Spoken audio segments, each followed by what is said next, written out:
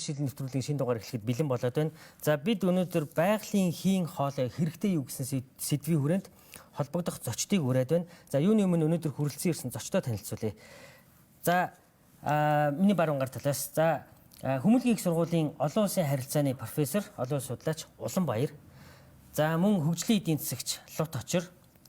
За мөн түлшний технологи инженер Зол Жаргал гэсэн ийм зочид хүрэлцэн ирээд байна. Бидний урилгыг аваад өнөөдөр хүрэлцэн ирсэн та бүхэнд баярлалаа. Тэгэхээр манай сэдв маш тодорхой. Байгалийн хийн хоолой хэрэгтэй юу гэд.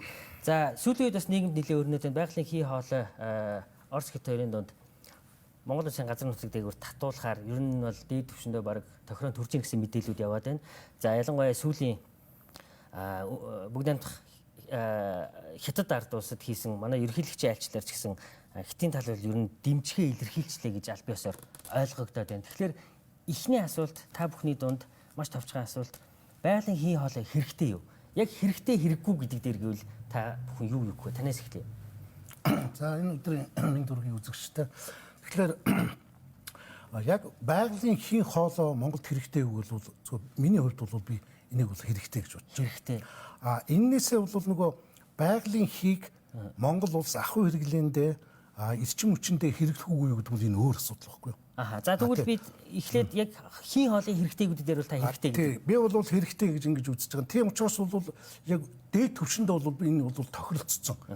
Тэгээд өөрөөр хэлбэл Монгол улсын нутаг дэвсгэрээр 970 км одоо энэ байгалийн хийн хоолой бол эдийн засаг техник эдийн засгийн үндэслэл нь бол ач холбогдолтой гарсан. Өөрөөр хэлбэл Оросоос хятад руу хий дамжуулах хоолой бол энэ хуучин нэр нь Сибирийн хүч. Одоо бол энэ Союз Восток гэдэг энэ хийн хоолой бол одоо эдийн засгийн хувьд бол өөр ашигтай болсон. Тэгэхээр Монголд яагаад ашигтай вэ гэдэг асуудал байна шүү дээ. Тэгэхээр бид нар бол одоо энэ Монгол улс өөрийнхөө нэг гол зорилго бол Монгол улсын өөрөө бол далаад гарцгүй боловч Монгол улс өөрөө энэ холболтын байршилтай болчиход байгаа. Өөрөөр хэлбэл одоо энэ асар том зах зээл урд талд байж байна. Гэтэл бид нар бол хуучин бол Монгол улс бол далаад гарцгүй дэлхийн зах зээлээс халслагдсан энэ төр гэж ярьдаг байлаа шүү дээ. Гэтэл бол бид нар хамгийн том зах зээлийн дэргэд байж байгаа байхгүй. Тэгэхээр манай геополитикийн үүднээс ахмал бид нар энэ газар зүүн холболтын байршилтай хоёр том хөршийн хооронд нь холбож байгаа. Европыг зүүн Азтай холбож байгаа. Энэ газар зүүн байршлынхаа энэ үн цэнийг ашиглаад бид нар бол энэ транзит орн болно гэдэг шүү дээ. Эсвэл бол газрын гүр болно гэж байгаа. Тэгэхээр энийг ашиглаад хоёр гүрний хооронд бол энэ хий дамжуулах хоолойг бол нутгаараа тавиулах зөвшөөрлөө өгөөл эндээс бид нар зүгээр л транзитын олох боломжтой байхгүй. Тэгэхээр бид нар нэг юм нэмж хэлэхэд бол эдийн засгаа бид нар их олон их усүртэй орлоготой болгох солонгоруулъя гэж хэлж байгаа байхгүй. Тэрний нэг жишээ нь бол энэ юм аа л гэж хэлж байна. За яг дэлгэрүүлээд дахиад энийг танаас би тодруулна. Таны хувьд хэрэгтэй хэрэггүй дээр батлаад шууд хэлээд ерөөсөө хэрэггүй. Хэрэггүй. Яа тэгэхээр энэ бол бидний эдийн засгийн эрчим хүчний хараа тус байдлаас гарах бидний боломжийг ерөөсөө хаачиж байгаа. Тийм. Угаасаа энэ бид нар чинь дотооддоо эрчим хүчээс гаднаас хамааралтай байхаа бууруулъя гэж өчнөө яриад идэг. Ерөөсөө гэтэл бидний бодлого бол ерөөсөө нэг 3-4 жилийн хүрээнд л яригдж байна. Бид нар ирээдүг бол ерөөсөө ярихгүй байна. Хийн хоолой гэхдээ эрчим хүчний хэрэглээтэй хамаарах уу? Зөвхөн хийн хоолой татна бид нар тэр хийнээс нь ашиглах юм уу? Одоогийн За ерөөсөө бид нар яг үндэ хэлэхэд энэ хоолой баригдлаа гэх юм бол газар нутгтайгөөр гадны хөрөнгө оруулалтын. За бид нар угаасаа тэр мөнгө гаргаж хийхгүй шүү дээ. Гадны хөрөнгө оруулалтаас ерөөсөө хамааралтай болчих. Тэгээ хоёр хөршийн хамаарал маань улам нэмэгдээд 3 дахь хөршийн бодлого гэдэг маань ерөөсөө cancel out буюу ерөөсөө бид тэр хүчийг бууруулж байгаа. Эрчим хүчтэй ч биш ерөөсөө хөрөнгө оруулалт мөн эдийн засаг талаас дахиад хараад. Одоо тэгээ хийн хоолой баригдлаа гэхэд тэрнээр явах хэмжээ, үн, тариф шимтгэл бид нар шийдэх үгүй байхгүй. Тэр чинь угаасаа л хин хөрөнгө оруулж чинь, хин хэрэгжилж чинь тэр хүмүүс шийдэх асуудал. За үндэ хэлэхэд бид нар газар нутгийг ашиглуулах юм болоод шин. За геополитик эдийн засаг талаас нь ингээд талууд байр суурь хэллээ. За инженерийн хувьд, Зол Жаргал инженерийн хувьд та ямар байр суурьтай энэ дээр хэрэгтэй хэрэггүй? Эрсдэлтэй. Эрсдэлтэй гэж хариулмаар байна. Энэ ер нь одоо эдийн засаг аж үйлдвэрлэл зөвхөн эрчим хүчний асуудал биш л те. Түлш эрчим хүчний зохицолбор энэ юм чинь айл бол ингээд одоо гал голомтой галаа өөртөө барьдаг шүү дээ. Тэгээ тэр нь бусдын түүхийн эдээс хамааралтай болох эрсдэлтэй. Олон улсын хувьд геополитик гэдэг өөр янз бүрийн өнцгүүд биш шүү дээ. хоёр их гүрний хоорондын тохиролцоо энэ төр. Хэрвээ ямар нэгэн байдлаар бид нар энийг хамтарч ажиллахаар болох юм бол балансыг маш сайн бодох хэрэгтэй. Тэгээд тэр шийдвэр гаргах цаг нь бол болоогүй. Одоо зүгээр судалгааны шантаал явж байгаа. Одоо ингээд та ихэнд яриа эхлэхдээ хэлсэн ш сая очоо ингээд дээд түвшиндээ бараг тохирчлоо гэд. Тохирчлоо гэдэг яриа олон жилийн өмнө гарч ирсэн. 19 онд ерөнхийдөө Москва руу айлчлахад л Монголоор дамжуулж хий хоолой барих болоо. Иргэжт барилга нэгтлэнэ гэж бараг шуугаад байсан шүү дээ. Тэгэхээр ер нь энэ хий хоолойтой холбоотой тэр байгалийн хий, метан хий ингээд манайх нэг юм юмд ингээд нэг шуугих яагаад тэгээд идэнд бас ойлгодгүй. Ямар зорилгоор тийм мэдээлэл цаа. Тэр нэг тийм хүн сонирхолтой ч юм биш, хүний ойлгодог зэдэв биш. Тэгээд тэрнээс биш яг ингээд мэрэгжлийн хүрээнд нарийн балансыг дэнсэлжээж шийдвэр гаргах шүү дээ. Тэгэхээр эрсдэл бол маш том байгаа. Тэрийг л бодолцож өөрсдөө ямар ашигтай авах вэ гэдгийг л Монголын эрх ашиг үүднээс л бодно шүү дээ. Яг тодорхой эрсдлийг би бас танаас дараа нь дахиад тодруулна. Тэгэхээр сая аль 19 сүүлийн одоо олон удаа энэ яриа яригдж байна. Дээд түвшиндээ бол хэдийн шийдэгдсэн гэж. Гэхдээ би одоо Улаанбаяр судлаачаас асуумаар байна л да профессороос. Гэхдээ олон улсын нөхцөл байдал чинь яг өнөөгийн нөхцөл байдал нь магадгүй тэр 19 он байд юм уу өмнөх жилүүдээс өөр байгаад байх шиг байна. Ялангуяа энэ Оросын холбооны улстай холбоотойгоор. Тэгэхээр Монгол яг энэ бол 2000 онд хойд хөршийн удирдагч Владимир Путин Монголд айлчилж Улаанбаатарын тунхагт гар үсэг зурж 2000 оны 11 сар. Энэ бол хойд хөршийн удирдагч бараг 26 жилийн дараа Монголд айлчилсан. Тэгээ бид нар бол Монголын нутгаар дамжуулж байгалийн хийх хоолойгоо олон шугамар ярьж ирсэн. Тэгээд энэ анх удаа энэ Улаанбаатарын тунхагт 3 зүйлийг ярьсан байгаа. Нэг нь Монголын нутгаар байгалийн хий дамжуулах, хоёр дахь нь Монголын нутгаар газрын тус дамжуулах, гурав дахь нь эрчим хүчний шүлжээ гэсэн. Энэ юмыг анх удаа энэ дээр тавьсан байхгүй. Гэхдээ бид нар энэ 20 жил шахам ингээд ярилцаад байхад бол Хятад бол энэ дээр бол өөрөөр хэлбэл ерөөсө дуурдаггүй байсан байна. Яг гэвэл ер нь бол энэ стратегийн бүтээгдэхүүнийг ер нь 3 дахь орны нутаг дэвсгэрээр транзит дээр тээвэрлэл нэгт маань өөрөө их ноцтой. Ялангуяа бол бид нар бол энэ Украиний хэрэг явдлаас 2014 оноос хойш Украиний хэргийн явдал энэ төр бол бас маш их тодорхой нөлөө үзүүлж ирснийг бол бид бүгд мэдж байгаа. Гэтэл Орос, Монгол, Хятад 3 улсын одоо хөршийн эдийн засгийн дээд түвшний уулзалтын шинэ механизм, банкын механизм гарч ирсэн шүү дээ. Энэ хүрээнд бид нар ингээд эдийн засгийн коридор гэдэг ийм хөтөлбөр баталсан. Тэгээ энэ хөтөлбөрийн чинь хүрээнд бид нар бол хоорондоо харилцсан итгэлцэл маш их нэмэгдэж ирсэн. Тийм учраас бол ер нь Монголын нутгаар транзитаар бол энэ стратегийн бүтээгдэхүүнийг авах асуудал бол нэлээд найштай шинж гарч ирж байгаа байхгүй. Нэг нь тэр. Хоёр дахь нь бол ерөөсөө 2014 онд Оросын холбооны улс Кремиогийг өөртөө нэгтгэснээр Оросын холбооны улс бол өрөндийн хоригт бол анх удаа орсон 2014 онд. Энийний дараа бол Оросын эдийн засаг нь бол Арс орнд руу тэг тусмаа Хятад руу чиглэсэн. Энэ Хятад руу чиглэсэн явдал нь бол Монголын энэ газар зүүн байршлын ач холбогдлыг бол өөрөө хүссэн үсэйг нэмэгдүүлсэн. Энийг бол одоо хэмж үүсэхгүй. Тэгээ ийм тохиолдолд бол өөрөөр хэлбэл Монголын ач холбогдол нэмэгдсэн. За Хятад бол Оросын холбооны улсын хооронд бол бараг 10 жил яригдчихсэн байгалийн хийн хоолой 365 одоо 1 шм дээр 365 одоо доллар дээр бол харилцан тохиролцсон. Оросууд өөрсдөө буулт хийгээд энэ бол 2014 оны 5 сард Шанхайд байгуулагдсан байхгүй. Өөрөөр хэлбэл 30 жилийн хугацаанд 400 тэрбум долларын одоо жилд 38 тэрбум шм хий нийлүүлэх. Гэхдээ энэ Сибирийн хүч нэг гэдэг энэ маань бол Хятадын төвийн орионыг хангах бас хангалттай хүрэлцээд биш байсан байна. Тэгэхээр Хятад бол одоо 2050 он гэхэд 2060 он гэхэд бол ялангуяа хөлөмжийг бол тэг болгоно гэд одоо шийдвэр зарлцсан. Тэгэхээр энэ хүрээндээ бол ер нь монголоор дамжих асуудал нь бол өөрөө Хятад бол би бас их нааштай хандж эхэлсэн юм байна гэж ингэж ойлгож байгаа байхгүй. Тийм учраас бол бид нар зүгээр дамжин өнгөрүүлэх тээвэр байхгүй. Бид нар ч бол жишээ нь Монголын нутгаар байна шүү дээ. Орос, Хятад, Орос, Монгол хоёрын чинь 50-50% төмөр зам байж байгаа шүү дээ. Энэ удаа ашиглалтад ороод явж байгаа.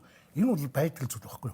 Тэгэхээр бид нар бол зүгээр энэ байгалийн хийн хоолойг бол техник эдийн засгийн үндэс нь бол маш ашигтай гарсан. Энэ оны 1 сард бол гар үсгэж зурцсан. Тэгээ одоо яг сая таны хэлж байгаа дээр за аль 2000 оноос тэгээ 20 жил те. 20 жил. Тэр анх дурддсан 3 зүйл нь одоо яг ажил хэргийн шатанда ямар байгаа юм бэ гэдэг ихний асуулт байгаа. Дараагийнх нь та төмөр замыг жишээ болгож дурдж штэ. Төмөр зам нь одоо дахиад бас ингээд яг өнөөдөр бид нар төмөр замаар ямар байгааг олон улсын төвшөндөө харьцуулахад ямар байгааг мэдж байна. Тэгэхээр яг энэ утгаасаа үүдэх юм бол Оростой ингэж хамтарч ажиллах нь ер нь хэр давуу тал байх боломжтой вэ гэдэгт л хүмүүс гайхаад байх шиг байна. Гүг бид нар биш үү те. Энэ газар нутгаас нүүж явж чадахгүй. Бид энэ хоёр хөрштэйг л хамтарч ажиллана шүү дээ. Хоёр хөршгүүгээ бид нар хоёр хөршөд авч гурав дахь хөрштэй харьцсан гэж байхгүй шүү дээ. Тэгэхээр гурав дахь хөршийн бодлого гэдэг чинь хоёр хөрштэй тэнцвэртэй харьцах дээр нэмэх нь гурав дахь хөрш байхгүй. Тэгэхээр бид нар бол биш дээ. Энэ бол транзитив. Яг би энэ дэр нөгөө юу хэлэх гээд байна л да.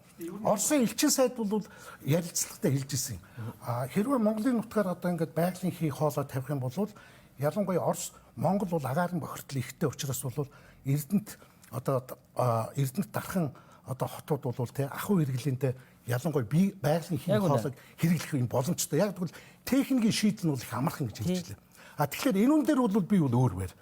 Бид бол байгалийн хийг бол өөрөөр бол ахуй хэрэглэнтэй юм уу эрчим хүчний станцад бол ашиглах. Тэгэхээр яг энэ дээр бол би эсрэг. Орос ч бид нар аль болохоор эрчим хүчний үед бие даах байдлаа хангах гад усан цахилгаан станц барих гал ингээл явж штэ.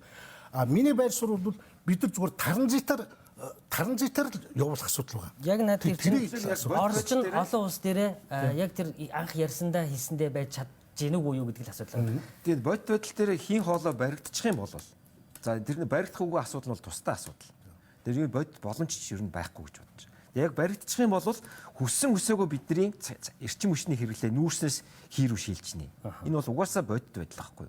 Тэгэхээр бид нар эрчим хүчний хараатус байдал өөрсдийн дотоодын эрчим хүчний хин их хүүсэр барих гэдэг асуудал маань хойшлж байна. Өрсөлдөх чадвар байхгүй болчихно.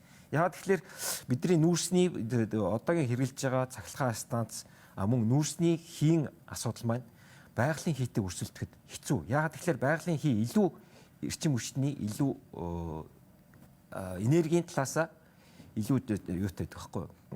Эрчим хүч сайтай байдаг байхгүй юу? Тэгэхээр бидний дотоод бол зөндөө олон хийн ордууд байгаа, нүүрсний хийн ордууд байгаа, метан хийн. Тэрнийг бид нар өөрсдөө дотооддоо боловсруулад үйлдвэр байгуулад бид нар өөрснөө энэ нүүрсний хортын утаанаас халах боломж байтал гэтэл дахиад бид нар яагаад байгалийн хий рүү орох хэрэгтэй юм бэ? Угаасаа бид нар чи боломж байгаа шүү дээ. Бүр хийн хоолой бариул бид нар өөрсдийн хийн хоолойг барих боломж байгаа. Урагшаа гарах. Экспорт гарах. Яг инженер үнэс юм боломжтой юу? Сая хөлбөмбөгийн аваргын нээлтийн өмнөхөн баха Катарта 4 сая тонн LNG шингэрүүлсэн байгалийн гэрээ байгуулсан шүү дээ. Тэр нэг 5-6 орчим тэрбум куб метр хий. Одоо нөгөө Сибирийн хүчийн гэрээний 6-7 дахин бага л да. Гэхдээ л том хэмжээ байхгүй. Баг 20 Улаанбаатарыг хангана. Тэгээд тим гэрээ байгуулсан. Тэгээд зүгээр би юу хэлэх гээд байна гэхээр ойролт орондоос их хэмжээний байгалийн явдаг. Мянмараас хоолой татцсан. Төв Азиас, Казахстан, Туркменстан, Узбекистанаас хий их усрын Казахыг нийлээд Казахстанаас ордог 2 барилын шугам байгаа. Тэгээд Шинжаа ууграас Шанхай хүртэл явцсан өрөнд орно гэх. Дээрээс нь Оросоос авна. Сибирийн хоолой. Австралиас, Америкаас, Тринидад, Тобаго, ойролт оронтоос, Өмнөд Азиас LNG шингэрүүлсэн байгалыг явдаг. Энэ улсын бодлого бол олон их усрээс авдаг байхгүй. Тэгээ холимог байх хэвээр харьцангуй баланстай байх хэвээр. Нийтдээ зүгээр тоомлоход 300 тэрбум куб метр хий хэрэглэнэ. Талыг нь өөрсдөө олборлно. Өөрсдөө маш их нөөцтэй том улс шүү дээ, том нутагтай. Талыг нь гаднаас авна. Гаднаас авахдаа олон их усрээс авна. Далаагаар шингэрүүлсэн хий турбаагаар авна. Турбаагаар авахдаа олон их усрээс авна. Тэгээ бодох юм бол үлдэж байгаа 150 тэрбумын чинь дахиад хуваахаар нэг улсад 50 тэрбумаас дээш яах нь юу л бол. Одоо нөгөө Монголын нүүрсийг ингээд экспортлохоор манайхан чинь 100 сая тонныг экспортлоо энэ төр гэл мөрөддөө шүү дээ. Тэгтэл хятад улс чинь кокстой нүүрсний 70 гаруй саяыг л гаднаас авдаг байхгүй. Юу гэж Монголоос 100% авахд. Тэрнтэй адилхан ерөнхийн нэг баланс нь жоохон сонирхолтой. Тэгээд тийм болохоор энэ ер нь ингэж ойрын хэдэн жил хэрэгжихгүй юм байна. Хятад дугаа байгаад байна. Юу гэж л Оросоос Сибирь хүчин 38 тэрбум куб метр. Сая нөгөө Бээжинд яасан шүү дээ. Олимпийн үеэр гэрээ байгуулсан Сибирь хүч 3. Бүр Аст орондод тэр тэгээд 3 дахь нь тэр Алтай гэж байж одоо Монголын хөлбөр яригдж байгаа байхгүй. Тэгээ ингээ бодохоор нийлбэрүүд нөгөө Оросын авах хэмжээс их болчиход байгаа. За ингээд юм бүтэхгүй юм байна гэж бодож исэн чинь дайм болчихв. Тэ дайм болцохоор Хятад руу нийлүүлдэг хэмжээ нь бага. Оросын газ бол ерөөсө бараг 90% Европ руу. Тэгэхээр наашаага ингээд илүү их хүчтэй сонирхож байх шиг байна. Тэгээд тэгэхээр харин цаг хугацааны хувьд ер нь та хоёр бол за дотоодчдын эдийн засаг ч гэсэн та хоёр бол баг худлаа байхаа үлгэр гэсэн маягтай байгаа дээ шүү дээ тийм. Үгүй хугацаа айгүй их орно. Хугацаар нэгт нарийн төвөгтэй асуудал. Тэгэд тийм болохоор зүгээр маш их дэнсэлжээж, хилцээр хийжээж, үнэхээр шахалтанд ороод хийхээс өөр аргагүй болох нөхцөл болчихсон шүү дээ. Бид нар ч ертөнцийн ганцаараа амьдраагүй. Тийм биз? Тэр нь одоо болцсон юм шүү. Тийм бол харин бид нар өөрсдийнхөө байр суурийг маш тодорхой хатуу тавих хэрэгтэй байхгүй юу? Тэрнээс биш ингээд л гоё юм хийх гэдэг нь монголчууд үнгүү газ өгөх гээд байгаа юм шиг нэг юм балаа яриа айгүй их явдаг. Тэгж бол болохгүй. Тэгэхээр хий орж ирээд түр улан байргаар нэг хальт урдна лээ. Байгалийн хий чинь нүүрстэй харьцуулахад илүү цэвэр, илүү үр ашигтай. Одоо цахилгаан үйлдвэрлэхэд илүү үр ашигтай гарна.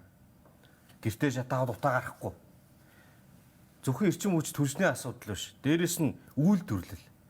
Одоо ингээд барилгын материалын үйлдвэрлэл, цемент, тэр базаалт, дулаалгын үйлдвэрлэл, шохоо шатаах бүгд төр ширгэлдэг. Тэгээд эдгээр чинь бүгдээрээ хийрүү шилжих юм уу гэдэг асуултыг бид нар одоо тавиад энийг бүр анхан шатанд нь шууд хаах хэрэгтэй байхгүй. Тэгэхгүй бол дараа нь хийнээс хамаарат, хийнээс хамаардаг. Тэгээд нефтээ хамаардаг, хийнээс хамаардаг. Гурилтай шүлээ хийж идэхдээ Орсын хийгээр чанж иддэг. Үйлдвэр хөөд одоо нөгөө бүгэн бодохгүй үйлдвэрлэхдээ хий шатаадаг. Тэгээд ямар нэгэн байдлаар нэг өдөр хий тасрахад тэр чигээрээ хөлдөг эдийн эрчим хүч биш, эдийн засаг. Аж үйлдвэрлэл тэр чигээрээ хамаатай болж байгаа. Одоо угаасаа түншлэлтэр тийм л байгаа шүү дээ. Одоогийн ярьж байгаа юм чинь шүү дээ тийм. Одоогийн ярьж байгаа Монгол байгалийн хий ашиглах тухай асуудал биш. Одоогийн ярьж байгаа юм чинь Оросоос Хятад руу хий тавих хоолойг таранзит тээврийн асуудал яриад байгаа байхгүй та. Тэгэхээр би бол тэндээс Монгол бол ахуй хэрэглээндээ юм уу эрчим хүчний салбартаа бол хий хэрэглэх шаардлагагүй гэдэг. Энэ бол ирээдүйн яриа. Миний яриа бол юу вэ нөхлөөр бид нар бол таранзитаар зүгээр ягаад таранзитын орлогыг олох асуудал ирж байгаа. Харин би энэ өдөр сая манай энэ судлаач бас зол жаргал сая хэллээ. Жохон болгоомжлж ирсэн зүйл гарч ирсэн. Энэ бол сая яг энэ 11 сарын сүүлээр Хятад улс бол Катар энержи компани Хятадын Sinopec гэж компани хооронд 27 жилийн хугацаатай өөрөөр хэлбэл 60 миллиард долларын жил 4 сая шингэрүүлсэн байгалийн хий авах гэрээ байгуулж байгаа байхгүй. Тэгэхээр энэ бол 2027 он гэдэг чинь бол үндсэндээ Хятадын 2 дахь 100 жилийн зорилт байхгүй. 2049 онд бүгд найрамд Катарт бол байгуулсан. 100 жилийн хүртэл энэ шингэрүүлсэн байгалийн хий авахар асуудлыг шийдэж байгаа. Тэгэхээр яг энэний дараа бол өөрөөр хэлбэл нөгөө хөрс ерөнхийлөгч Хятад айлчлаг байсан учраас би бол энэ дээр бол за яг Монголын ач холбогдол аягүй буурж мэдгэндээ гэж би ингэж болгоомжилж ирсэн байхгүй.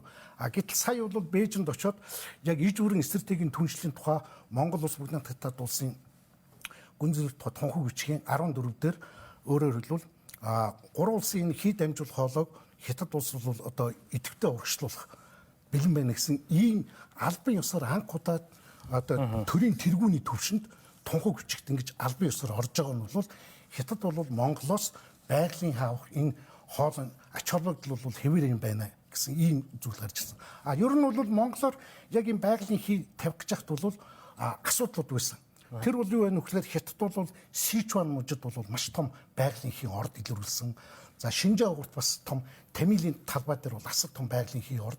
Нөгөөх нь бол Шанду мужийн хажууханд Боохон хоолой гэж тэн дээр бол маш их хийн одоо өөрийн нөөц илэрсэн байхгүй. Тэгээд өөрөөр хэлбэл одоо Хятад бол ер нь Оросоос бас хит хамааралтай байх асуудлууд бол хитийн судлаачид бичээд байгаа. Яг тэгвэл Европ бол Оросоос хамааралтай байсныхаа горыг бол одоо амсаж байгаа учраас хитийн судлаачид бол бас энэ дээр бол дүгнэлтүүдийг хийсэн. Тийм ч учраас одоо хүртэл бол энэ Сибирийн нэг хүч бол яг бүрэн хүчин чадлаараа бол байгалийн хийгээ нийлүүлэхгүй байна. Тэгэхээр манай нутгаар бол бүрэн хүчин чадлаараа ашигласан тохиолдолд бол 53 тэрбум шоуметр нэг жилд. Тэгэхээр ашиглалтанд орох хугацаа нь одоогийн урьдчилсан байдлаар бол 27 оноос гэж байгаа шүү дээ. Тэгэхээр бол яг уу би бол зүгээр таранзит тээврийн асуудал энийг бол бид нэмэлт орлогоудаас татгалзаж болохгүй маа гэж. Таранзит тээврийг болохоор зөвшөөрөөд өөрсдөө авахгүй гэдэг тийм ямар үндслээр одоо яаж тэрийг баталгааж болох вэ? Тийм яриа ерөөсөө тэгэхээр манай одоо алсын хараа ч юм уу те алсын хараа 2050 тэгээд дээр нь бол одоо шин сэргээлтийн бодлогын дотор бид нар бол эрчим хүчин дээр бол байгалийн хий авна гэсэн тийм байгалийн эрчим хүчийг аж ахуй болоод аж үйлдвэрт ашиглах нь энэ заалт байхгүй байна шүү дээ. бид нар бол харин эрчим хүчин дээр хамгийн боломжтой бол тэгээд сэргээлт эрчим хүч байгаа өөрчлөгдөж цөмийн эрчим хүч. Цөмийн эрчим хүчийг бол бид нар бас яг тэгвэл түүхийд нь Монголд байна. А энийгээ бол ирээдүйд ашиглахын боломжтой гэсэн ийм л юм байна. Сая бол яг хуу манайх тэр одоо манай өмнө говьт бол манай одоо дөрвөн аж ахуй нэгж бол энэ нүүрсний давхрагаас метан хийг гаргаж авах ийм судалгааныг бол Малтан улсын хэрэг газар бол судалгаанууд хийсэн. Тэгээ энэ судалгаанууд хийгээд бол энэ бол одоо янз бүрийн тийм тоонууд гарч ирээд лээ. Одоо жишээлх юм 5.9 их 80 куб метр ч гэж байгаа шиг. Энэ тоо бол их эргэлзээтэй. Яг тэгэхээр Оросын өөрийнх нь байгалийн хий нөөц чинь баталгаажсан нөөц нь гэтэл 1.6 их 80 куб метр багхгүй. Сая Улаанбаатарга тэр өөрсдөө тэр хийнээс авахгүй гэдэг нь яагаад вэ гэхээр зэрэг алсын хараа шин зэрэгэлтийн бодол гэдэг юм л да. Энэ бичиг баримтууд чинь Монголд ингээд засаг солилцох дахиад өөрчлөгдөж байна. Нэг л өдөр дотор ерөөсөө энд бол найдах юм байхгүй. Хэрвээ ийм асуудал ярьж байгаа бол энэ том мега төслийн бүр концептийн шатанд, төсөөллийн шатанд дүрм шууд тодорхой байх хэрэгтэй. Одоо ярих хэрэгтэй байхгүй. Тэгээд одоо улсын гэрээний хүрээнд нэгжилсэн.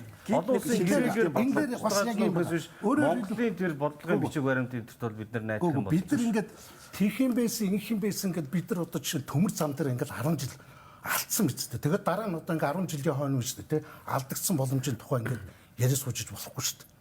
Бид боломжуудыг аль болохоор яг тэгэхээр бид нар орлого нэмэгдүүлэх хэрэгтэй байхгүй юу? Аюулгүй байдлыг хангаж байгаа. Тэгэхээр яг хий дамжуулахаар болох юм бол нэг асуудал бол яг Монголын нутгаар хий дамжуулах гэхэд засгийн газар хоорондын хилцээр байгуулагдана. Одоо бол зөвхөн техник эдийн засгийн үндэслэл нь ач холбогдолтой гарсан. Одоо бол нөгөө байгаль, орчин, түүх, дурсгал, айлын гэрээ, хашаа хороо энэ төр гэдэг энэ нарийн энэ ондоо судалгаа гараад дуусна. Тэгээд яг юу нь бол одоо хин хоолой тавих ажил гэдэг чинь бол болоог байгаа. Судалгаа нь явуулж байгаа байхгүй. За уучлаарай, завсарлагын цаг болсон төр завсарлаад эргээд студид уулзцгаая. Баярчилгатай мөчгөнд Лука тантай хамт. 언제 어디서나 너와 함께 The first and the last 오리온 초코파이 Паслач. Паслаа. Паслчлаа. Пасаар үйлгээ хийгээд 5,000 төгрөг тутамдаа нэг суглаа аван өдөр бүр iPhone 14 очоорой. Сайн байцгаана уу? Солонгос аяллыг хөтөж Вико байна. Солонгос улсад виз боёлох гэж байгаа танд дараах мэдээллийг хүргэе. Нэгдүгээр та сонгогдсон тусгай эрх бүхий аяллын компаниудын аяллын хөтөлбөрөнд хамрагдах. Хоёрдугаар танд Янян олон улсын нисэх буудал дээр 15 хоногийн хүчинтэй виз дарах боловч таны зорчсон онгоц 7 хоногийн дотор Монгол руу буцахвал тус онгоцоор заавал буцах шаардлагатай. Янян бүсэд хариуцлагатай аялсан аялагч та эх жил жээж аялах эрх хожих ивентэд оролцоорой. Хамтдаа хариуцлагатай аялцгаая. 642 лото. Дэлхийн жишгт нийцсэн 642 буюу 42 тооноос 6-ыг таах 642 лото. Хамгийн өндөр магадлалтай. Хамгийн хүртээмжтэй. Хамгийн их тод шудраг нээлттэй. 642 лото.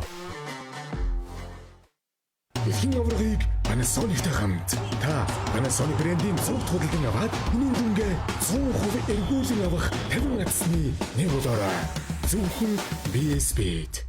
My Angel бүх IPTV-гээр 언제 어디서나 너와 함께 The first and the last 오리온 초코파이 Баярчилгатай мөчгөнд Лука тантай хамт. Бидэнд хамтдаа үзэж та бүхэнд баярлалаа. Нүүдэлшил нэвтрүүлэг үргэлжилж байна. За бид байгалийн хийн хоолой хэрэгтэй юу гэсэн сэдвийн хүрээнд маш сонирхолтой хэлцүүлэг өрнүүлж байна. За тэгэхээр завсарлагын өмнө Улаанбаяр судлаач бас нэлээд тайлбарлаа. Гэхдээ та дахин төмөр замыг жишээ татахаар л жишээлбэл одоо иргэний хуваар улам итгэл эмчил буураад байна л да. Төмөр зам Оростой бид нар одоо хамтарч ашиглаад гэх юм уу ингээд хөгжлгүүл яваад их юм. Тэгэхээр дараагийн хий хоолойн дээр итгэл төрөхгүй байгаа гэх юм. Тэгэхээр өшөө ямар эрсдлүүд байх боломжтой. Одоо ийм штэ манай Монгол улсын түүхийг харъя л да тий. Сүүлийн 100 жил гэж яриад байна. 100 жилийн түүхэнд бид нар яг Оросын нөлөөнд бол 100 жил амьдэрлаа. Бидний хөгжсөн хаана байгаа. Яг үнэ хэлэхэд бол Орос маань өөрөө техник технологийн шийдэл гаргаж байгаа хөгжил дэвшил тэмүүлж байгаа юм байхгүй дандаа барууны технологи ашигладаг байсан. байсан. Одоо тэр нь ч бүр сүүлийн одоо 20 жилд бол эрс идэвчээд одоо ерөөс Орос дотроо машин механизмын үйлдвэрлэл бол байхгүй болчихсон шин. Гэтэл бид нар дахиад тэр Оросын хамааралтай тэр нөлөө бууруулах тэр үйлдэлээ бид нар өөрсдөө зогсоож болохгүй байхгүй.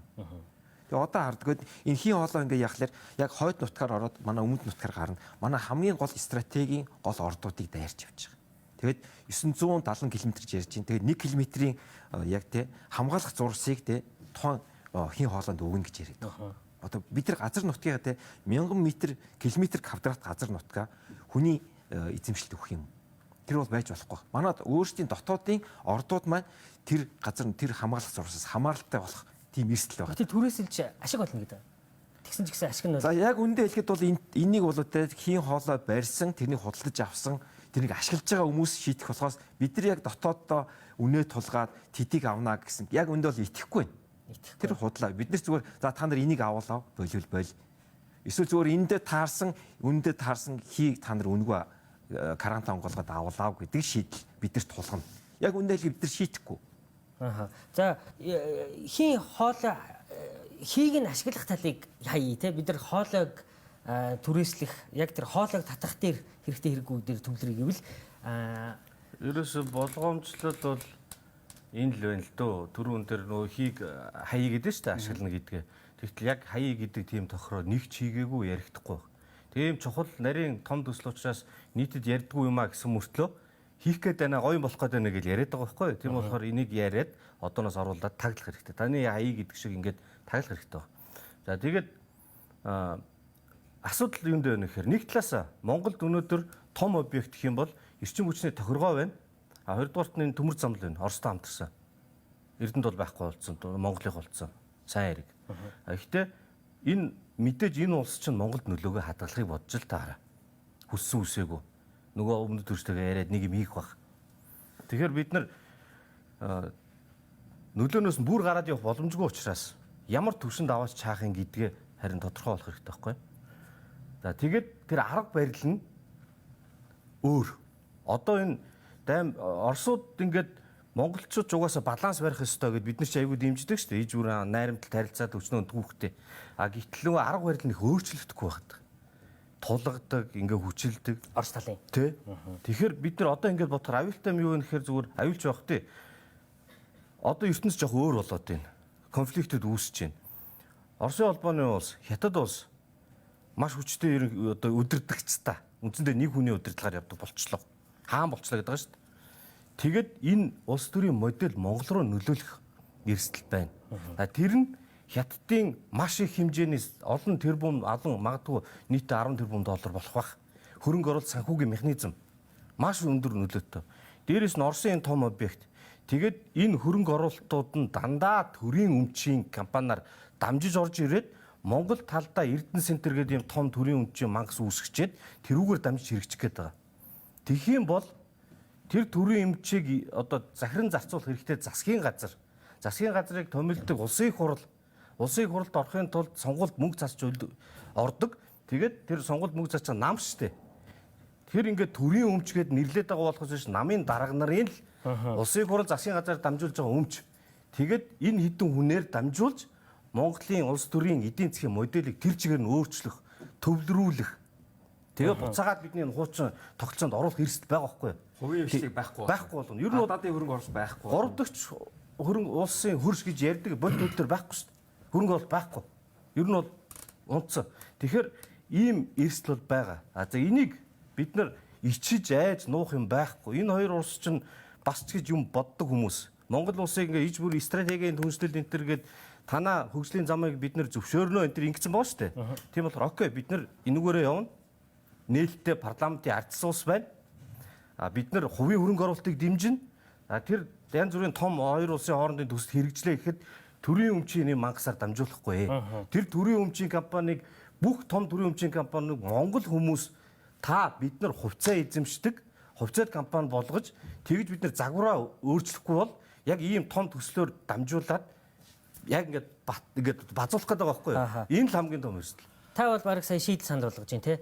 Тэгэхээр сая би одоо улаан баяр судлаачаас бүр геополитик талаас нь сая геополитикийн асуудал ч гэсэн ярьлаа тий. Эдийн засгийн талаас нь ч ярьлаа. Улс төрийн одоо нөхцөл байдал талаас нь ч ярьлаа. Саях дээр та тайлбар өгөх. Яг бид нар бол одоо энэ Монгол улсыг яаж хөгжүүлэх вэ те? Энэ орлогоо яаж нэмэгдүүлэх юм бэ? Хаанаас орлого олох вэ гэдэг асуудал дээр л бид нар гол нь ухаанаа уралдуулах хэрэгтэй.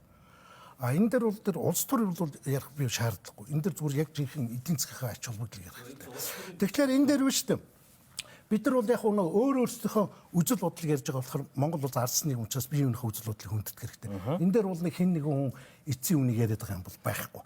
Миний бодол бол юу вэ нөхлөөр өөрөөр хэлбэл бид нар бол 20 жил одоо энэ Монгол нутгаар дамжуулж энэ хийн хоолой тавья. Бүр дээр нь бол одоо газрын тосны хоолой тавья гэл ингээл энэ бүх саналуудаа л одоо бид нар дээгүүрд ургуул ярьж ирсэн. Тэгээ энэ ашгүй ингээд ажил хэрэг болгох юм төлөв гарч ирж байгаа.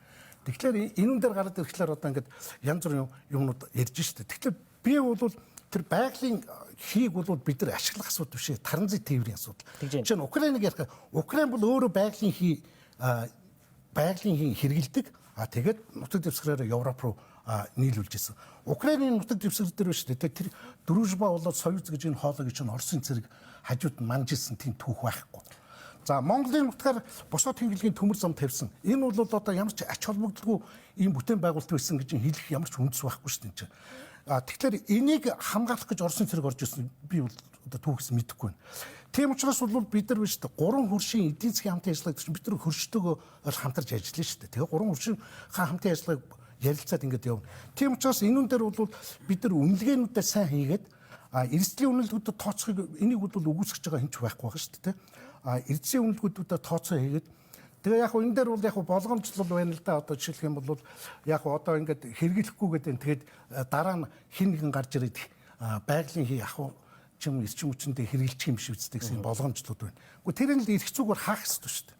За тэгж л энэ урагшилж явахгүй бол бид нар бол одоо маш их боломжуудыг алдаад байна. Бид нар энэ байгалийн нөөцийн газар зүүн давуу талаар хурдан эдийн засгийн эргэлтэнд оруулах хэрэгтэй. Та 20 жил ингээд манайха өөрсдөө тавья гэж хөөцөлж одоо нэг юм болж ийн гэж байна тий.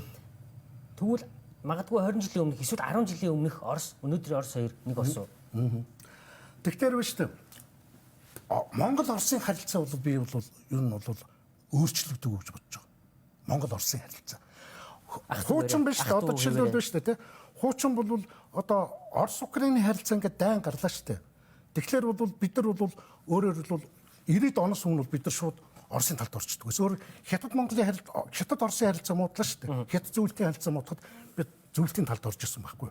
Одоо бол бид нар бол үндэсний эрх шигэл барих хэрэгтэй. Өөрөөр хэлбэл Украин Орос хоёрын дайнтай боллоо гэд бид нар Оросын талд ч юм Украины талд ороод байгаа юм байхгүй. Хоёр орны харилцаанд асуудал маргаант асуудал байхгүй учраас бид нар үндэсний эрх шигээ нэгдүгээр тавих хэрэгтэй байхгүй. Тэгээд та нар бол энэ энэ дайжингаа хурдан зогсоо. Тийм ойлгож байна. Тэ ингээд ярьж байна. Миний асуулт нь Орос нь яг хэвээрээ байна уу? 10 жилийн өмнөх өнөөдөр Орос хоёр нэг Орос уу? Тэр бол өөр. Тэр бол өөрөө. Хоёр хурш бол биш үү? Хоёр хурш бол авторитар дэглэм улам бүр нэг хүний гарт төвлөрж байна. Чөлөө твлэл боомлогж байна. Тэ хүний эрх зөрчигж байна гэдгийг бол энэ дунд бол Монгол улс бол ганцаараа арчлаа. Одоо манай зарим хүмүүс Монголд арчлал алах хэвлийн эрх чөлөө байхгүй ч манайх шиг чөлөөтэй. Тийм одоо бид нэг ярьж байгаа юм гэсэн эрх чөлөө. Тэгэхээр лотожир эдийн засгчаас тэгэхээр сая ингээд эдийн засгийн хувьд бол асар одоо нэлээд сайн өр өгөөжтэй бид нар нөгөө гадаадаас оруулж байгаа хөрөнгө оруулалтын хувьд ч тэр за орлогоо ч гэсэн солонгоруулахад үр ашигтай гэж байна. Энэ яг та хөгжлийн эдийн засгчийн хувьд энэ бодтой үнэн. Энэ бол зүгээр л хийсвэр тооцоол байхгүй юу? Яг үнэхээр хин хоолой те ямар өртгөөр хин барих юм. Тэр зардлыг хин гарах юм. Яг тэр бол тодорхой биш байгаа. Яг үнэхээр одоогийн Оросын байдал болохоор дандаа нөгөө барууны технологиос хамааралтай. Тэр байтугай газрын гүнийн нефтийн өрөмдлөг тэр технологи нь баруунаас хамааралтай. Одоо тэр нь 20-нд ороод за бүр тэр байтугай дамжуулах хоолой турбина хүртэл гаднаас хамааралтай. Тэрнийг ингээ Siemens-ээс авах гэнгээ гуугаа явж байгаа шүү дээ. Одоо цахилгаан станцын одоо дулааны цахилгаан станцын турбина Иранаас авах гэрээ хийлээ сая. Тэгэхээр Орос бол яг техник технологиуд бол тийм тэр бол хуучлаас бүр дордцсон. Бүр муудцсан. Хоёрдугаар энэ дотоод энэ хийн хоолой ороод ирэх юм бол манай дотоодын үйлдвэрлэл үйлчилгээ дотоодын үйлдвэрлэл нэмэгдэхийн боломжийг өрсө хаач байхгүй. хийн байгалийн хий бол илчлэгийн чанараараа нүүрсний хийнээс хамаагүй илүү. Тэнгүүт тэр манд өөрийн те байгалийн өгөгдлөөрөө манай дотоодын үйлдвэрлэлийг хөгжүүлэх боломжийг шууд хаачиж байгаа. Тэгэхээр тэр бол хамгийн том биднэрт тохирол гэж бодож байна. Тэгээд тэр зүгээр л биднэрт нэг дамжуулсан нэг валют хэсэг хэмжээний валют өгөх юм байна. Тэр нь бол бидний цаашд өгжих дотоодын хэрэглээг нэмэгдүүлэх дотоодын үйлдвэрлэл хөгжих дахиад экспортод гарах боломжийг хаачиж байгаа. Тэгэхээр байгалийн хий, нүүрсний хий бол нэг хоолоогоор дамжиж явахгүй. Бид нар хоолоонд нэмээд өгөх боломж байхгүй. Тэр чинь химийн найрлахаар өөрөө төгөхгүй холих боломжгүй. Гэтэл хэрвээ бид нар нүүрснийхээ хийг боловсруулад тэрнийг экспортод гарах боломж ээлдэг тусдаа л хоолой байхаас өөр арга болж байна. Тусдаа. Гэхдээ манайх дотроо өөрсдөө хийх гэхлээр яг өнөөгийн нөхцөл байдал нь бас за хууль эрх зүйн орчин ч гэсэн за дээр нь одоо хөрөнгө оруулалтын асуудал ч гэсэн тэгээ манай нөөц чинь бас таамаг төдий гэдэг юм. Энэ таамаг төдий биш шүү дээ. Угсаа бидний тэ нэг за нэгдүгээрт нь байгаль нүүрсний метан хийх те олборлох асуудал ингэ сая ярьлаа тийм. Тэр бол зөндөө боломж аа. Одоо Монгол улсыг дахиад мянган жил хангах нөөц юм гэж яригдаад. Нүүрсээ боловсруулад шингэрүүлээд одоо А95, 98 дизель түвш хамгийн өндөр чанартай нүүрсээс гаргадаг түвш гарах боломж бол зөндөө байгаа байхгүй. Тэр бол ерөөсөө дэлхийн банкны хөрөнгөөр хийсэн багнуурын орд дээрээ тулгуурлаад жилд 300 мянган тонн дизель түвш одоо дизель түвшний хэрэгцээнийхээ 40 орчим хувийг хангах төсөл бол бэлэн хийцэн төсөнд байгаад байгаа. Энийг яагаад явуулахгүй дандаа гадны хөрөнгө аваад тайлбар хийх хэрэгтэй байна. Энэ Оросоос хятад байгалийн хий дамжуул хоолоо шүү дээ. Энэ хоолоо бол одоо Монгол өөрийнх нь одоо судалгаа шинжилгээний төвшөнд явж байна. Яг нь 1700 жилийн нөөцтэй 5.9 их 80 куб метр байгалийн хий хоолой энэ төр гэдэг. Би одоо жишээлх юм бол яг ашигт малтуулын эрх галзрын яг 2022 оны 10 сарын нөөцийн түн шинжилгээ үзлээ. Энэ бол улсад албан ёсоор бүртгэгдсэн юм байхгүй. Одоо зүгээр одоо судалгаа шинжилгээ хийгээ явж байгаа байхгүй. Тэгэхээр энэ байгалийн хий энд дамжуулагч юм бол бид нар тэр ажлуудаа эсрэг юм биш шүү дээ. Тэд нар явдгаар л явна шүү дээ. Тэрийг хориглоод байгаа юм, тэрийг хориглоод энийг дэвлэж байгаа юм байхгүй. Тэр бизнесийн байгууллагууд нь бизнесийн байгууллагуудыг хийгэл явна шүү дээ. Тийм л юм байна. За бол бүр төрлөнд бид нар хийгээ нийлүүлж болно гэж болно ямар л байна. Гэхдээ тэр хэцүү л дээ. Нүүрсний метаны шүү дээ. Энэ нээж байгаа ордуудаа биш дандаа экспортлох тухай ярьдаг байхгүй. Энэ өөрийнхөө баялаг. Эхлээд өөрийнхөө хэрэгцээг хангах тухай ярих хэрэгтэй. Эхлээд дараа нь тэр экспортын асуудал дараа хүсээгүй нэг байгалийн хийтэй нөгөө хажууд дөнгөж хажуугаар явж байгаа карант байхад те тэрнийг те огт оролдож болохгүй гэсэн тийм бол хаана тийм баталгаа байгаа юм бэ? Хүсээгүй тэр карантин нээгээд одоо манай цахилгаан станцын турбинууд те нүүрс биш газ болж хувирна шүү дээ. Энэ бол ерөөсөй бодит байдал байхгүй. Манайх ч гэсэн за үндэсний аюулгүй байдлын зөвлөл дээр гиснүүд иргэдэн гиснөө ашиглах талаар бас судалгаа шинжилгээ хийж байгаа гэсэн мэдээлэлүүд бол хэвлэр бас явж исэн. Тэгэхээр дараагийн нэвтрүүлгийн дараагийн хэсэгт илүү яг тодорхой шийдлүүдийг оролцогчдын саналыг шийдлүүдээр сонсдог. Баярчилгатай мөч бүхэнд Лука тантай хамт. 언제 어디서나 너와 함께 The first and the last 오리온 초코파이.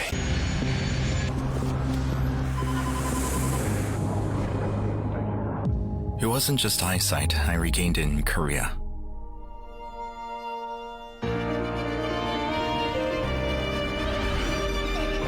It was the thrill, larger than vision.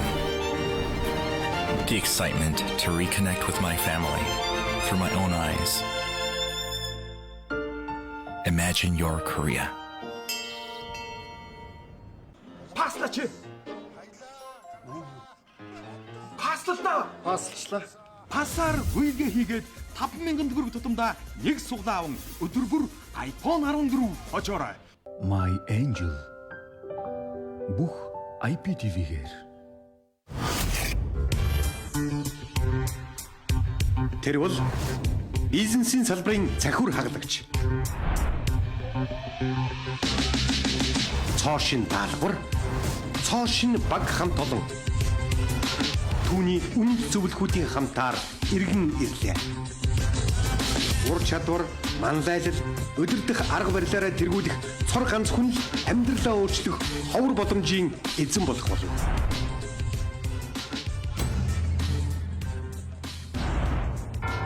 Энэ бол Apprentice Монгол шоу нэвтрүүлэг. онцгой бүтээлийг оригоос. 언제 어디서나 너와 함께. The first and the last. 오리온 초코파이. Баяр чархалтай өчгөлтөнд Лука тантай хамт.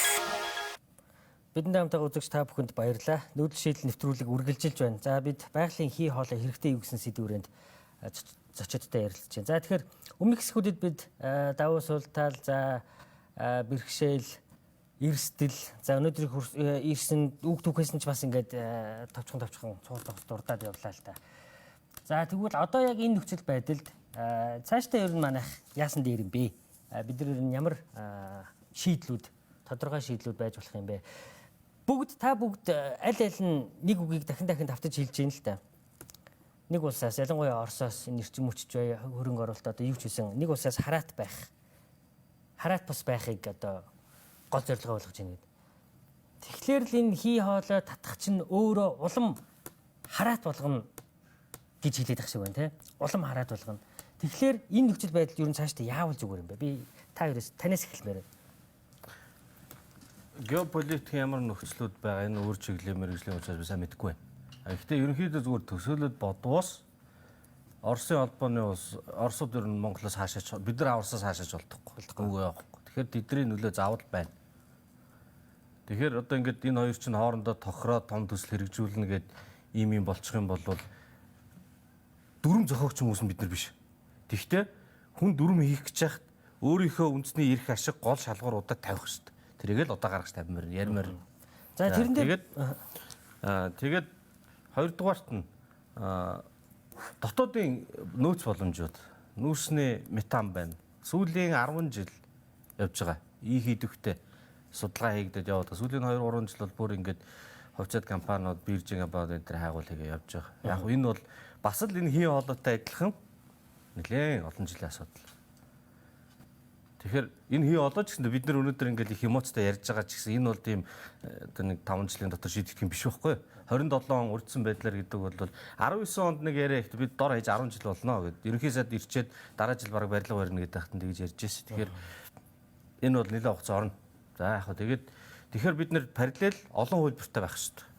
Олон хөлбөр нь юу авахгүйгээр манад юу байгаа? Манад нүүрсэл байгаа. Нүүрснийхээ станцуудыг бариад ингээд амжуулахгүй үлгэрээ ярьсаар байгаад одоо нүүрсний станцд хөрөнгө оруулалт байхгүй болцсон. Тэгэхээр нүүрсийг хийжүүлээд баахан CO2 ялгардахгүй хөлөмжий. Тэрийг нь бас технологи байна. Химийн бүтээгдэхүүн эсвэл газрын гүн рүү булшилдаг. Газрын тос холборж байгаа шүү дээ манайх чинь. Усаар шахаад. Тэрний хооронд CO2-ыг шахаад тосоо холборуулдаг. Иймэрхүү байдаг.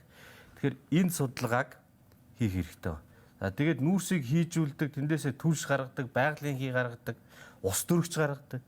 Энэ судалгаануудыг Монголын томоохон аж ахуйн нэгжүүд 10 жилийн өмнө хийгээд өөр барууны компаниудаар зураг төсөл хийгээ бэлтгэгдсэн байдیں۔ Эдийн засгийн хувьд боломжгүй учраас зогсцсон, зарцсан. Ганцхан шалгуур бий. Газрын доос байгалийн хийтэй харьцуулахад хөрөнгө оруулалт нь хэд дахин өндөр. Түүхэн хэд нь хямдхан учраас түүхэн хэд үртгийг оруулсан бүтээгдэхүүн үртэг нь хямдхан гардаг. Тэгэхээр Монгол улс биднэрт байгаа нөөц 100 жил энийг ашиглан үйлдвэрлэх хэрэгтэй гэж үзэх юм бол хууль гаргах хэрэгтэй. Татвараас нь шууд тодорхой хугацаанд 50% өнгөлдөг. Ашигын татвар. Тэгэх юм бол өрсөлдөх чадвартай болчихно. Тэгвэл бид нар энийг ашиглаж болно. Эхний өндөр өөрөөр хэлбэл ихэнх үедээ гарах өндөр зардлыг жоохон ч гэсэн багасгаад. Тий. Санхүүгийн л одоо зардал нь буруулж байхгүй. Татвараар дамжуулж. Ач холбогдол нь бол чинь 50 жил ажиллана шүү дээ. За тэгээд одоо дэлхийн ертөнд чинь нөгөө CO2-ыг бууруулах шаардлагатай учраас зайлшгүй төр CO2-ийн булшилт руу нь оруулаад тэгээд 3 дахь улсуудтай технологитой улсууд байж штэ. Сая бас энэ айлчлалын үеэр Японд нэлээд яриа болсон тэр гол үйл ажиллагаанд энэ тэр чиглэлээр урд нь ч бас ярьж байсан юм байгаа. Хамтарч ажиллах тэр төслүүдийг хүчтэйхэн дэмжиж ер нь ингээл олон хөлбөр параллелээр явах хэрэгтэй. Параллелээр явах. Тэгээд бид нар байгаль дээлтэй, үлэмжийн багтаа цэвэр түлшийг нүүрснээс үйлдвэрлэх хэрэгтэй. параллелаар явуулах гээд ирэхлээр нөгөө нэг таны хэлээд байгаа за 3 дахь хөрс чинь бас дахиад параллелаар явах гэдэг тийм. Тэгэхээр нөгөө хойдлоос чинь нөгөө манай цаг агаарын мэдээгээр дандаа баруун хонос салхилдаг шүү дээ. Тэр салхин салхилахгүй юу? Салхилна. Мэдээ салхилна. Тэгээд би яг одоо ингээд юу юугүй хий хоолой баригдана гэж бодохгүй. Ингээд л 5 жил ярьсан. Одоо дахиад илүү хүчээр 5 жил ярих байх. Дахиад ярих байх. Тэгэхээр бид нар тэр оронд бүх боломжтой л ажиллах шүү дээ. Таны үед. За би нөгөө хөгжлийн эдийн засгч. Тэгээ би дандаа нэг урагшаа харж явах юмсан гэж боддیں۔ Тэгэхээр манай төр засгийн бодлого гаргаж байгаа шийдвэр нь дандаа нэг төр зургийн нэг гал унтрах маягтай явлаа. Ялангуяа сүүлийн 20 жил одоо нэг тент нэгэн болохоо байлангууд тэрнийг шийдэх гээл нэг мөнгө гаргаал нэг алсаа нөгөө хараагүй хүнд ойрын зовлон мундахгүй гэж нэг үг байдаг. Тэгэхээр бид нар одоо 2050 гэдэг нэг хүслийн жагсаалтны гоё юм хийсэн шүү дээ. Алсын хараа. Гэхдээ яг тэрэндээ яаж хөрөх үү? Тэрэндээ ямар бодлого шийдрүүд гарах уу? Замын зураг нь бол ерөөсөй байхгүй. Дандаа хүслийн жагсаалтаар бичигдсэн. Тэгээ тэрэн шиг одоо ингээд утааг бууруулахын сан ингээл тэнгуүтэ тэрнтэй газ хэрэглэх юм шиг эсвэл нөгөө газар дээгүүрээ хийн хоолоо явуулаад тэндээс их мөнгө олчих юм шиг ингээд хийсвэр төсөөлттэй байгаад байна. Тэрний оронд яг бид нар бүтээмжээ нэмэгдүүлээ, дотоодын үйлдвэрлэлээ нэмэгдүүлээ, бид нар гадаадын зах зээл дээр өрсөлдөх чадвартай болъё гэдэг бодлого маань ерөөсөө алга байна.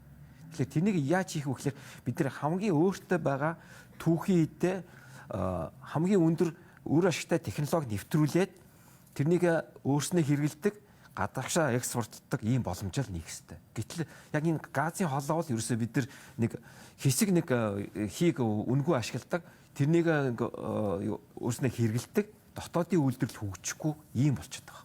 Тэгэхээр бидэрт хамгийн байгаа боломж тэ түүхийд юу?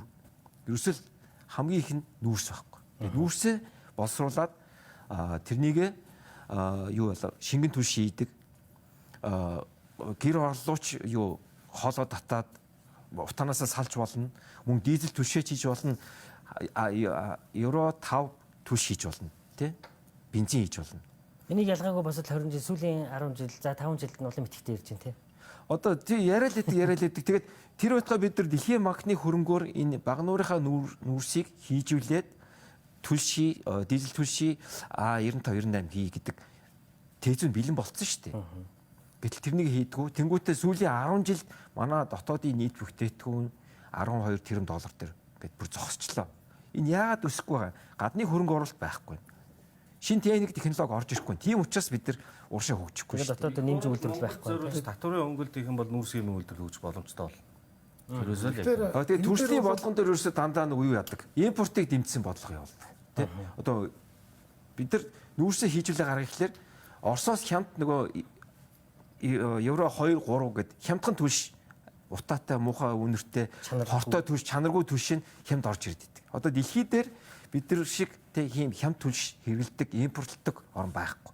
Яг нь дотоодоо гаргадаг тэг нөгөө Венесуэл, Сауди Араб гэдэг хэрэгэлдэг улсууд бол түлшил хямдхан байгаа л да. Бензин хямд. Гэтэл импортлдог орн манайх шиг хямд хэрэгэлдэг орн байхгүй. Тэгэхээр яг одоо бол энэ яг энэ Монголын нутгаар хий дамжуулах энэ хоолойг бол Оросууд өөрсдөө байна. Энэ монголчууд мөнгө гаргахгүй. Гэхдээ энэ дээр асуудал байгаа. Яг доктор Оросууд бол эдийн засгийн хоригт орчлоо. Бүх мөнгө төгрөг нь бол одоо царцагдчихлаа тийм. Тэгээ ийм учраас бол санхүүжилт бол яах вэ гэдэг асуудал. Тийм учраас энэ бол нэлээд бас хугацаа бол өөрчлөгдөх юм магадлал өндөр. Энэ бол гэхдээ энэ бол энэ Оросын асуудал байхгүй. Би бол одоо тэр дотоодын янз бүрийн тэр нүүрсээ хөгжүүл одоо бид нар манай судлаачид ярьж байгаа бас нүүрснээс биш ус төрөгчүүд бол хамгийн одоо үр ашигтай бас төсөл байгаль орчин дээлтэй.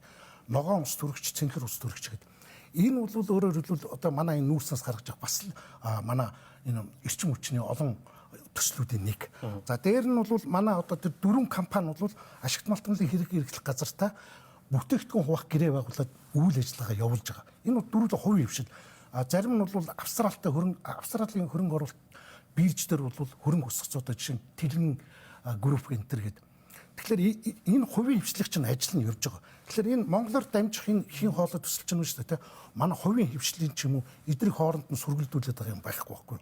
Тэгэхээр бид нар бол нэгдүгürt бол энэ Монголоор байгалийн хийн хоолойг ингээд дамжуулах нь бол хятад бол энэ ногоон эдийн засаг болгож байгаа. Энэ өөрөөр хэлбэл байгаль орчинтой тэнцвэртэй харьцах. Гэтэ энийг бол бид нар бас дэмжих хэрэгтэй байхгүй. Дэлхийн энэ уур амьсгалын өөрчлөлтийг багасгахад Монгол өөрийн хур нэмийг оруулах хэрэгтэй шүү дээ. Байгалийн хий. Нөгөө нэг зүйл бол яг уу бид нар бол энэ төслийг урагшуулснаар яг урьдчилсан бид нар бол нэг байнга ярьдаг л даалаагүй баавган арьсыг хувааж идэх гэдэг шиг тийм. Тэгээ энэ бол яг нөгөө Украиний нутаг дэвсгэрээр таньдсан орлогыг тооцоолоод хэрвээ 50 жилд 50 бүрэн хүчин чадлаараа ашиглахад бол 1500-аас 2000 орчим доллар одоо орлого олно гэсэн юм урьдчилсан дүгнэлтүүд гарцсан байна. Гэхдээ тэрийг бол одоо нэг ярих хэрэггүй. Тэр бол ирээдүйн асуудал. Тэр яг ашиглалтанд орсны дараа хэдэн төгрөг авах вэ? Тэгэхээр энэ дээр чинь гэрээн дээр байхгүй юу? Гэрээн дээр чинь биш үү те? Засгийн газар хоорондын гэрээ байгуулад яг ингээд хичнээн одоо куб метр байгалийн хий авахд хичнээн таран зэтийн төгрөг мөнгө төгрөг өгөх гэдэг чинь бол дандаа гэрээгээр зохицуулдаг шүү дээ. Энэ бол зүгээр нэг ширээний ард нэг 2 хүн суучаад. Тэгээд яг уу төрийн өмчт компаниудын тухай ярьж байна. Угаасаа манай 2 улсын чинь гол энэ нүүрс энэ стратегийн орд газрууд чинь дандаа төрийн өмчт компани. Энэ бол хүссэн үсээгүй бид нар эднэрийг та нар энэ компани хувийн хвшилд шилжүүлдэг бид нар заадаг биш чадахгүй. Тий, чадахгүй. Бид нар бодоход илхийж чадахгүй. Сая тэр дотоодынхд бол ямар ч нөлөө үзүүлэхгүй гэж хэлж байна. Энтэй та санал нийлэх үү? Дотоодын хувийн хвшлийн хөгжилд нь байдаг юм уу те? Ямар ч саад болохгүй гэж байна. Энэ бол зүгээр л хийсвэр төсөөл байхгүй юу? Одоо бид нар тань нүүрснээс ингээ хий гаргаад тэнийг боловсруулад бүтээгдэхүүн үйлдвэрлэх хажууд нь ингээ илүү илчлэгтэй үнэгүй за биднэрт ямар үнэтэй өгөхийг мэдэхгүй. Гэхдээ тэр бол бүрэн хүчин чадлаараа ашиглаад яхахлаар их мөнгө орно гэж яриад байгаа шүү. Тэр бол бид нар шийдэхгүй асуудал. Тэр чинь бидэрт тулгах асуудал байхгүй. Тэгэхээр хажууд нь юу байгалийн хий явж хахад хүссэн үсээгүй манай дотоодын хэрэглээ байгалийн хий рүү шилжинэ. Яг бид нар ирээдүйд нэгтэл шалгаж чадахгүй л дээ. 15 жилийн өмнө бид нар энэ нарийн яг одоо те нарийн өргөн царгаар те яг ингэж л ярьжсэн байна. Яг ингэж ярьжсэн. Тэгээд дараа нь сая одоо ингээд Монгол улсын ерөнхий сайд бол жишээ нь энэ алдагдсан боломж нь бол 80-аас 100 их 80 төгрөгийн тухай ярьж шүү дээ. Ингээд дараа нь 20 жилийн дараа бид нар хятад бол хүссэн үсээгүй 100 жилийнхаа зорилтод төрийн хэлтэй 2049 он 100 жил байгаа ёслол үйлдвэр тэмдэглэх баг. Гэхдээ бид нар хоосон л үлдэн шүү дээ. Бид нар аль болохоор хаана мөнгө олох боломж байна уу гэдгийг харах хэрэгтэй. Энд чинь бол бид нар нэг ард түмнийхээ аж амьдралыг дээшлэх хамгийн гол орлого. Тэгээд 5-7-гоо бид нар бол тэр маш олон янзаар ашиглах асуудал чинь бол тэрэн дээр бол хэн нэгэн одоо энэ байгалийн хий чинь хориг болоод байгаа юм. Тийм бол байхгүй хэлэх хэрэгтэй шүү. За бид нар яг нэг өнцгүүдээсээ ярьж байна. Тэгэхээр за тэгвэл дахиад ер нь нэвтрүүлгийн цаг дуусахад маш бага хугацаа үлдэж байна. Сая бас хэллээ шүү дээ та гэрээгээр зохицуулдаг тэрэн дээр маш тодорхой оруулах хэрэгтэй гэдэг. За тэнд бас зол жаргал инженераас хэлсэн яг дүрм журм одоо дүрмээ тоглоомынхоо дүрмийг тогтох нь чухал гэдэг чинь шүү дээ. За тэгвэл яг энэ нөхцөл байдалд ер нь одоо энэ хийн хоолой дээр татах асуудал дээр тэртээ дөрвөө тавих татагдах нь тодорхой боллоо гэж үзвэл яг хөө дахиад 5-10 жил хэрүүл хийн гэж л да тий. Гэхдээ яг дүрмгүүл манай талаас ямар боломжтой дүрмүүдээ бид нар айлын талд тавих шаардлагатай бөгөөд боломжтой вэ? Бид нар төлш эрчим хүч аж үйлдвэрлэл гэр ороллынхаа халаалтыг өөрсдөө шийдэх ёстой. Тэгэд энэ бол ингээд манай улсын бодлогын баримт бичиг гэхээс илүү олон улсын гэрээн дээр бичигдэх ёстой. Тэр бол үндсэн шалгуур байх ёстой л гэж бодож байна. Тэгээд ер нь энэ чи юм л да одоо Монгол хүний хувьд санаа зовж байгаа байхгүй. Оросууд бол өөрийн гэсэн бодолтой өөрийн нөлөөтэй тэрийг бид нар хүндэтгэж үздэг. Одоо цаашдаас тэгжил тарна өөр бид нар хаашаа зайлахгүй. Хятадыг бид нар бас л хүндэлж үзнэ. Бас л ашиг сонирхлын тооцчил тараа шүү дээ. Гэхдээ энэ том төслүүдээр дамжаад Монголын нийгмийн юм суур өөрчлөлт явах гээд байгаа юм мэдрэмж төрөд байгаа байхгүй юу? Энэ чинь саяны энэ дайм байлдаан дэлхийн ертөнцийн зугаагталтай холбоотой.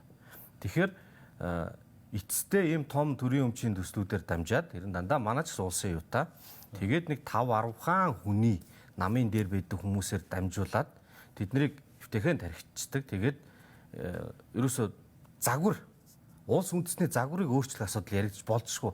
Тийм учраас санаа зовоод.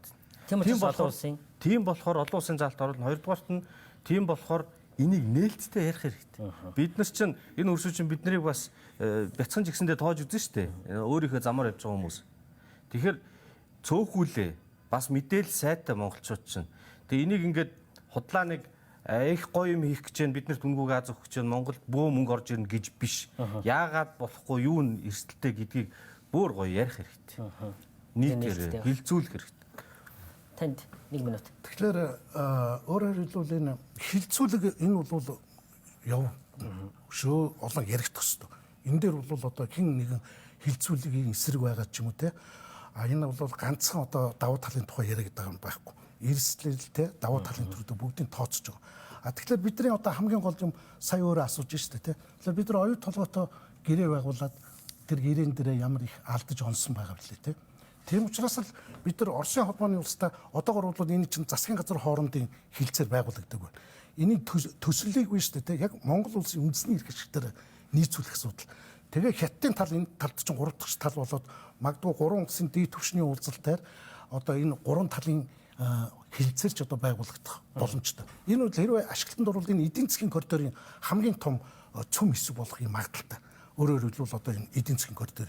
Тэгэхээр бид нар бол гэрээн дээр яаж үндэсний эрх ашиггаа дээдрэхүү харилцан яаж ашигтай байх вэ? Ерөөсөө харилцан ашигтай байх тухай. Тэнд бүр яг тодорхой ийм зарлууд оруулах шаардлагатай гэсэн юм байж болох. Одоо өөрөөр хэлбэл юу вэ нөхдөр Монголын нутгаар дамжихад биш үү те? Энэ дээр бол яг олон улсын жишгээр транзит орлого ямар байх вэ гэдэг бид нар өөрсдийнхөө байр суурийг илэрхийлэх хэрэгтэй. Энийг гэрээн дээр тусгаж өгөх хэрэгтэй байхгүй юу? Нөгөө талаар бол энэ бол цэвэр бизнесийн төсөл. Энэ бизнесийн мега төсөл. Энүүн дээр бол одоо янз бүрийн улс төрийн интергээд энэ яагаад тэгээ хамгийн гол нь Монголд энэ хоёр итгээд байгаа байхгүй юу? Итгэхгүйсэн бол Монголд тавих ямар шаардлага байхгүй. Монгол одоо ахуй иргэдгүйсэн дундаас нь хулгай хийн, карантин аач гэдэг юм Украиний асуудал чинь ийм байсан. Тийм учраас бол нөгөө монголоор тавих асуудал чинь хятад бол ерөөсө дуурж өгдөг гэсэн шүү дээ. Тэгэхээр одоо бол бас Монголд бол итгэл эцэл бий болж байгаа байхгүй да. Зүгээр гол эрсдлүүд бол юу вэ нөхлөөр Орос бол эдийн засгийн асар хүчтэй хоригт орсон. Яг энэ хоолой тавих санхүүжилтийг хугацаанд хийх үү гэдэг асуудал харин асуудал юм байна. Хятадын хувьд бол ер нь эрчим хүчний одоо 2020-21 оны 8 сард бид нар Өвөр Монголынхантай юм хурал хийжсэн. Тэгэхэд бол Өвөр Монгол бол байгалийн хий ахуй хэрэглээнд ашиглах асар их сонирхолтой. Энэ хийн дээр бол аюул хэвтэн ач холбогдол өгч байсан. Тэгэхээр хятад бол ногоо эдийн засаг руу шилжиж байгаа учраас энэ бол их чухал юм а гэж. Тэгээ энийгээ бол бид нар бол яаж үр ашигтай тавих уу гэдэг дээр л за ойлголоо. Ногоо эдийн засаг байгалийн хэд хамаагүй шүү. Ялгаагүй карбон CO2. За сүүлийн 1 минут танд оногдож байна. Ялангуяа энэ хийн асуудал бол хүссэн үсээгүй энэ бол ерөөсөө улс төрийн асуудал. Энэ бол бизнесийн төсөл биш. Угаасаа Оросын байгалийн хийг бол тэ Газпром гэж унтгал компани хангадаг. Хятад бол Sinopec. Энэ бол ерөөсөө улс төрийн тоглоом. Тэгэхээр бид нар бол энэ улс төрийн тоглоомтой орох уугүй юу тэ 3 дахь хөршийн бодлогоо тэ бид нар тууштай барьж явах юм уу? Тэрний одоо энэ хөрш маань өөрөөсөө бодлого маань унчаад байна шүү дээ. Тэрнийг буцаж сэргээх үгүй юу гэдэг асуудал гэж бодож байна. Тэгэхээр бид нар ерөөсөө гадны шилдэг технологи нийлүүлж байгаа гадны компанитай хамтраад энэ нүүрсээ боловсруулах өөртөө байгаа боломжоо ашиглах, тулдлаа ашиглах ийм гарцаа тавих хэрэгтэй гэж байна. За ойлголоо. За их баярлалаа. Нөлт шил нэвтрүүлгийн удаагийн дугаар байгалийн хий хоолой хэрэгтэй юу гэсэн сэдвийн хүрээнд маш сонирхолтой талуудын байр суурийг хүргэлээ. Тэгэхээр өвдөж тааж гисэн дотроо саяын ялгаатай үзэл бодлуудаас дотроо нэгийг тунгаасан байх гэж бодож байна. Хойшиж гисэн энэ асуудал дээр хилэлцүүлэг, өрнүүлэх шаардлагатай гэдэг дээр 100% санал нийлж байна. Нүүр шийдэл нэвтрүүлгийн энэ удаагийн дугаар энэ хүрээд өндөрлөө. Эх 7 хоногийн энэ цагтаа эргээд уулзъя. Баярлалаа. Баяртай үзэгчдээ.